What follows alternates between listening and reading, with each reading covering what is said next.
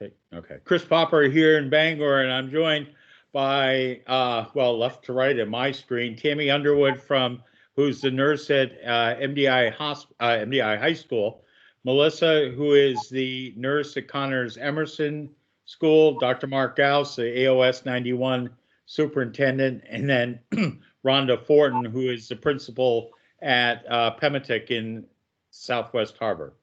Everybody right? Yeah. Okay, good. So what we wanted to do is kind of talk about COVID-19, the impact on school, how people are doing in terms of arriving at school.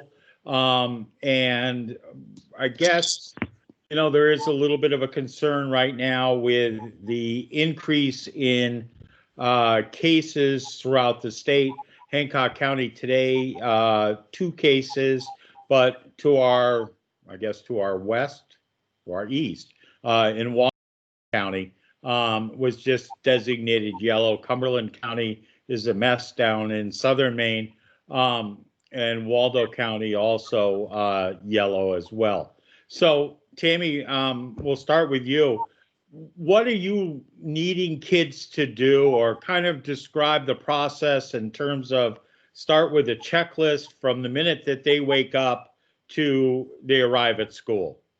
Yeah, Chris, so that's exactly right. We, all of our kids and not only our students, but staff, parents, we want everybody to utilize those checklists.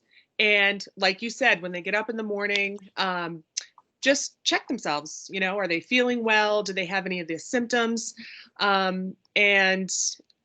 If they do, then they get in touch, and we refer them to contact their primary care and sort of go from there and follow direction.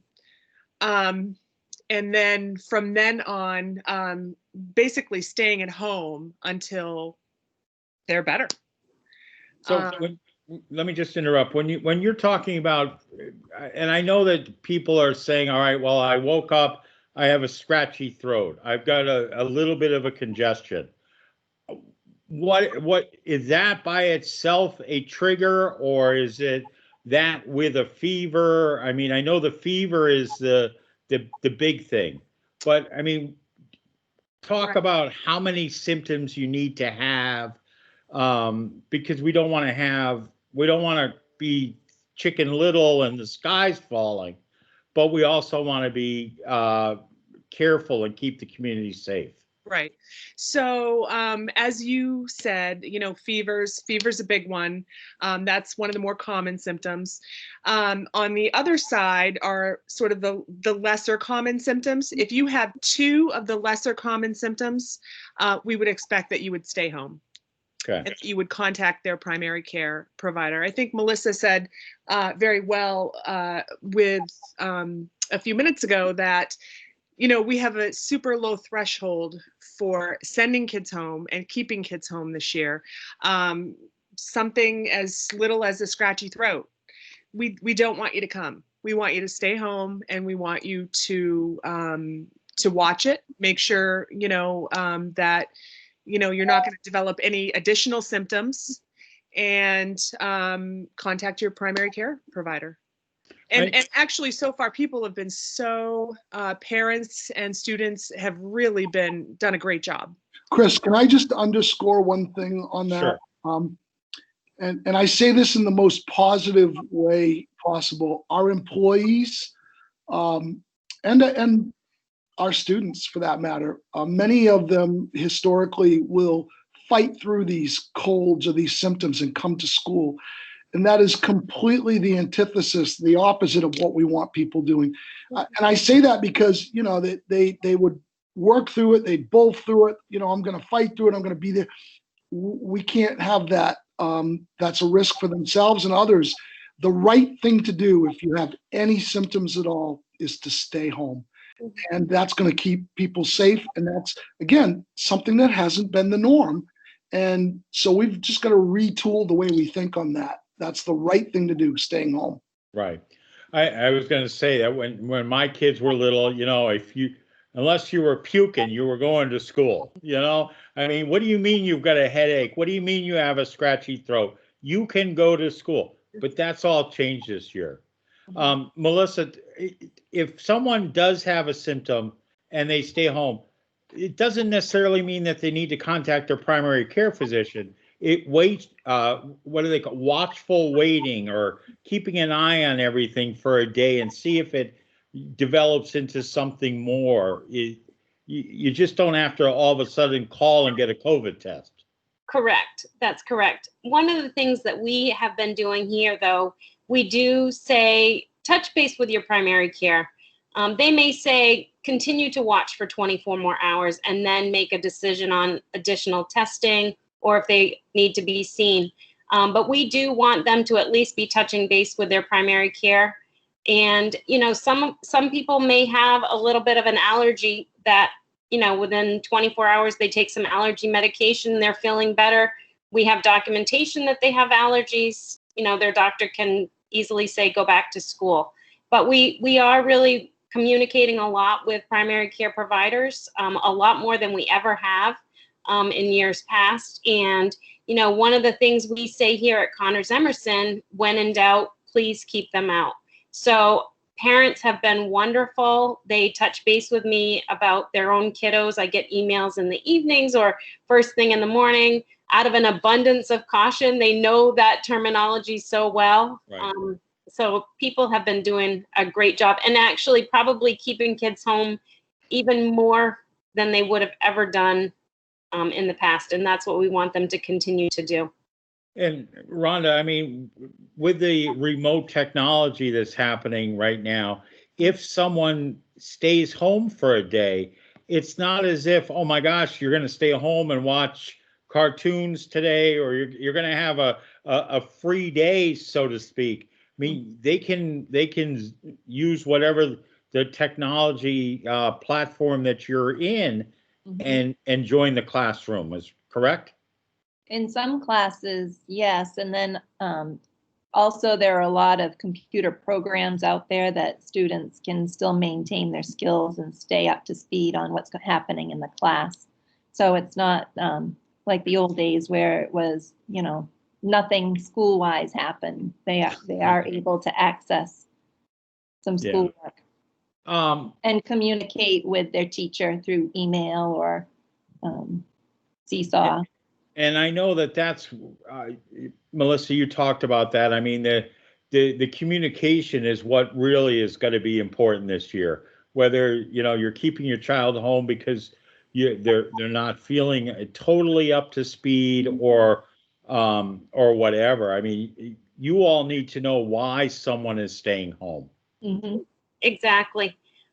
One of the things we do, and I think most of the nurses are doing this, when kids are at home, we do touch base with parents and just say, hey, it's Nurse Melissa. I was just checking on so-and-so and seeing what are they showing for symptoms, just so we can give them additional guidance or just, you know, keep monitoring for them as well. So communication is the key. Tammy, I know that the nurse's office at MDI High School and in all the buildings have been modified because you have to have an isolation room in the event that someone doesn't feel well. Correct. Yeah. Yeah. We have our isolation room is the conference room. So that's been all fixed up, and we do have a monitor so we can, you know, keep track of what's going on if we're not in there. And I think so far it's really been great. I know that I think, you know, it's ready. So well, hopefully it's not have to be used, right? Yeah. But yeah, so one of the things that I know that the main CDC has talked about is the importance of having flu shots because of the fact that you don't want to, I mean, a flu, you can be congested, you can have a fever, you can have a sore throat, and then it becomes, well, is it the flu or is it COVID-19? Regardless of the fact, you're going to have to stay home. But if you have those flu shots, that then hopefully either mitigates you catching the flu, the severity, or prevents it totally. feel free to jump in on. There wasn't a question there, but talk about the importance of having a flu shot, if you would. Go ahead, Melissa. All I was going to say was, you know, you can develop COVID-19 and you can have the flu at the same time. So, you know, anything that you can do to reduce your risk for illness is only going to allow your body to be stronger to fight off anything else that it comes into contact with. So please get your flu shot. Okay. Yeah, we did have our flu clinic at the high school. I think most of the schools have had their flu clinics. And we've had a great response from parents and students who, you know, definitely wanted to get their flu shots, and we did tell them how important it was. And I think that, you know, people were on top of it this year. I think a lot of people went to their primary care doctors and got their flu shot. You know, we had our sign up sheet sort of shrank a little bit because that's what kids had done. But super important. And yeah, we would all encourage everyone to get a flu shot this year for sure. And if you haven't had one, it's not too late. It does, from what I've read, it, you know, I stayed at a Hampton Inn or a Holiday Inn Express, so, and watched Grey's Anatomy, so my medical degree is right up there. But I mean, it does take about 2 weeks, right, for it to really have primary effectiveness. So the earlier you can get it right now, the better off you are. Yes, but it's definitely not too late. Right. And, you know, your doctor's office, Walgreens right in Bar Harbor, Hannaford. Carroll Drug in Southwest will do it. Yep. Yeah. I was in Bar Harbor on Saturday broadcasting. I was telling Tammy and Melissa, I was so impressed about the how many people were wearing their masks as they walked up and down Cottage and Main Street. I think maybe there was a handful that weren't within the 3 hours, and I wanted to bang on the window and ask them where their mask was. But as Dr. Gousse said in his video, and we'll kind of tape that or attach that to this, is that really we all need, it takes all of us, and we're better together when we fight this. And, you know, it just needs that one little crack for it to impact. And as we've seen with other schools, you know, one case can really impact multiple grade levels. Chris, can I add Sure. an extension of that? And I want to I say this really carefully because, well, I'll just say it carefully because we know that, you know, our boundaries end at the schoolhouse door, but I would implore families to really consider, and I'm doing it with my own family. We all have tough decisions to make as the holiday season comes upon us. Right. As, you know, it's going to be hard for families to stay apart, but it is another tool. It is another resource. And there are ways I think that families can spend time together. But if we're really going to control and contain this, it has to be a collective effort. I don't worry so much about the schools. The teachers, the staff, the nurses are doing an amazing job. It's the community impact that is going to come in within the schools that is really going to be what we have to wrestle with in terms of whether or not we're able to keep schools open for in-person teaching and learning. So that travel piece is a real important consideration and sacrifice. Yeah, I mean, I excuse me, I know that there is such a thing as pandemic fatigue. I mean, we have everybody, I think, come March, if you recall back in March, we were all thinking, we could do this. You know, it's going to be 4 weeks, couple weeks. We're good. You know, we'll wear our masks, we'll stay home. But this is now turned into 7, going on 8 long months. And as nights now become earlier, daylight shrinks, it's getting harder and harder. And you know, you've seen I think if just looking at the amount of cases, there's that second wave that everybody feared. It's probably coming a lot later than what people had imagined. But this is now a key time, and it's up to everybody to really buckle down. Rhonda, what are you telling? I know it's so hard for parents that want to watch their kids participate in athletics, for example. But you guys have done a great job in terms of trying to stream things. Mm-hmm. And I think most schools have, and it's really hard. The way that we're so accustomed to being part of our kids' lives and coming in and volunteering in schools, going and rooting them on in extracurricular activities, whether it be band or drama or chorus or athletics. I mean, it's just so hard not to be able to go do those things. So yeah, it is, but people have also been great and really understanding the reasons why they're not allowed to come and participate. And there is some disappointment, but there's also that level of understanding and knowing that we all have to be doing all of this together, right? Like it only takes that weakest link, right, for it to all fall apart, and everybody right. doing their part to keep us in Well, school, to keep the communities safe. And right. And and on the island, it's not like you can draw up the bridge because hey, you've got people in Trenton, but it's just it's not an island unto itself. And I think I'm so impressed with the how well everyone has been able to stay safe throughout the tourist months. And I know that the governor's decision to roll back numbers has caused people great concern. But you look at it and really, go ahead. You just have to look at the data. The data is pretty clear. This is not a hoax. The science is real.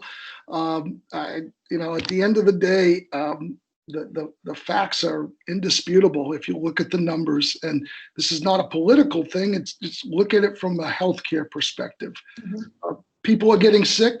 People are dying. Right. But I do want to play devil's advocate for one.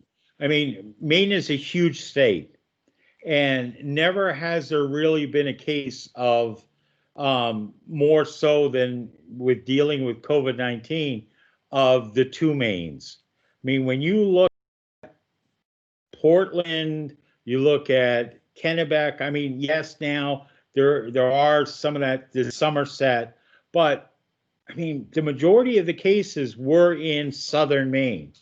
Yeah, but the key to this question, Chris, and I wouldn't disagree with that. I think the key to this question is gatherings, people gathering. And again, it's not about lecturing or imparting personal views, but face masks are a tool. Physical distancing is a tool. I mean, all of us, look at it this way. All of us many of us have vehicles. Hopefully we all have insurance and we never hope to use it. This isn't insurance. It's not a guarantee. It's a preventative measure, and it's something that we need to take seriously.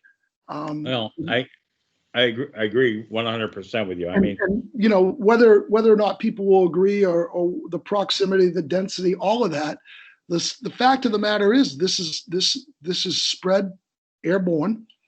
And so that if we don't do those things to keep us safe, we're going to be in jeopardy in terms of our expectations for being in person in school or in our personal lives, things that we may want to do, until we all collectively agree that we're going to. And you mentioned it earlier, Chris, people were astounded at how did Bar Harbor, how did the island with the tourism, how do we get through that? Well, I think one of the observations would be people were wearing masks, people were following protocols, people were doing the right things that the scientists, the doctors, the nurses, and the healthcare providers told us needed to happen. And I don't think there's a silver bullet in this other than to listen to that guidance. Rhonda, I know that one of the things that people are talking about is increased ventilation. As the months get colder, what are you doing? And we'll go around. And what are you doing at Southwest, in Southwest Harbor at Pemetic, to try and increase the ventilation even in the colder months? Well, maybe instead of having the window wide open, we'll still have it open, but just a little crack. We still have additional fans in every room. And keeping the door open instead of closing the door when it's full of people. It's according to the industrial hygienist, it increases our airflow a great deal. So we need to keep that window open, even if it's just a little crack, and keep the door open so that there's that little bit of cross breeze. It's not. Tammy, I know at the high school, I mean, kids, they wear shorts year round, but I mean, the windows are staying open in the school, and buses, the windows are open as well. Is that correct? It is. I have in the nurses in the clinic, I actually have I keep two windows open. I have one open, as Rhonda said, even if it's just a little bit, and then I have a fan in the second window, and I have that on, and my door stays open. So I think we're all trying to maximize what we can do to keep the air quality good. And Melissa, I mean, at Connors Emerson, that's kind of an older school, but you guys are making accommodations as well. Yes, very much like the other ladies have mentioned. We do have our windows open, albeit maybe not as open as they were a couple of weeks ago. We do have the ventilation system, which, believe it or not, for an old building is really doing its job. There are a couple of areas throughout the buildings that don't have great ventilation, so we have purchased additional filtration units. So we're doing much of the same. All right. I mean, everyone should be coming to school with a sweatshirt, gloves, hats, because I know that everybody's going outdoors as much as possible. And, you know, I was at church yesterday, and people were like, well, we need to shut the door because we don't want to heat outside. And I'm like, no, the door needs to stay open because we are going to heat outside because we're trying to keep everyone safe. And it's just, you know, again, you have to think completely differently, as opposed to, well, we want to have everything as tight as possible. We don't want to have any air going in or out. That's just totally, it's 2020. Think differently, right?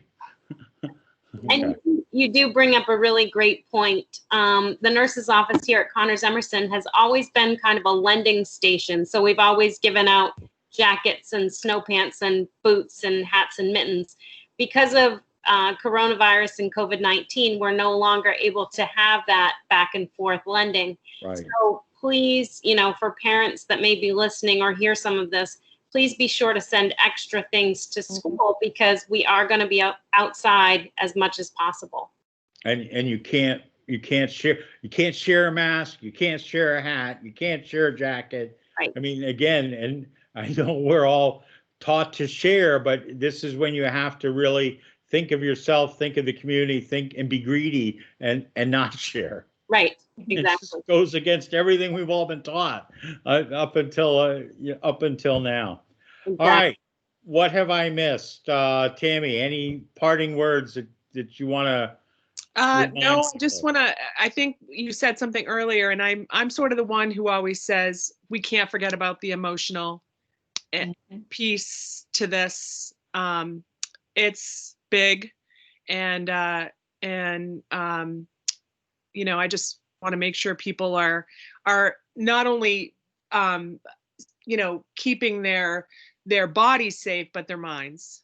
And there are lots of resources out there, and and it's not easy. It's not easy for the kids. It's not easy for the parents. It's not easy for our community. So that would be the thing that I would, say. And of course, the stuff that we talk about every day, washing your hands and social distancing and wearing your mask and all that stuff. But being good to one another is really big right now, because we all need that little bit of TLC every day. So that's what I would say is a big deal.